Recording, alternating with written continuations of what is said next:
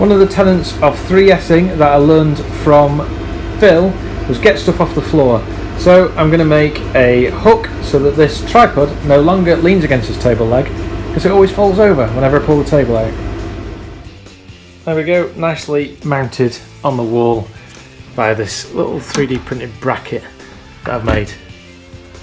And of course we labelled it up. Back there is a switch for a ventilation fan that I use maybe once a day for an hour. I have to reach through, I end up either knocking this over. If I reach up off the top I knock this off. I need to be able to get to that more easily. Little bracket, so I can easily switch this on and off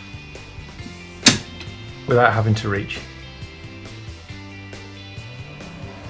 I sell hundreds of these tabletop measuring sets for war games, but this is its bigger brother, the War Chest, which is a nice hard shell acrylic case.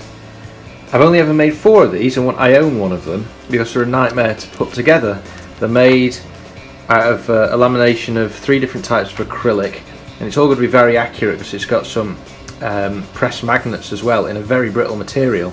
So I've just got an order for 7 of these, and I'm going to start selling these en masse, so I need to smarten up. So by far the hardest part of assembling these is the bonding process. So I've made this jig. So it's got a template which I've painted red on the edge so that you can actually see it when you pick it up, and it's got holes for all the exact position that I'm going to be putting the adhesive. Once the adhesive's on there, this thing can be flipped over on the pin jig, not terribly easy with one hand, and then the lamination can be laid up, and this is painted green on the side because I think that's going to be the colour coding I use because I've got different products of these. So I'm going to make some of these this morning and report back. And this is a close-up of one of the dowels, and those 4 are laser cut into the perfect position, and there's a little outline under here to make sure that everything is laid up correctly before it's pressed together. That went together easier than ever before.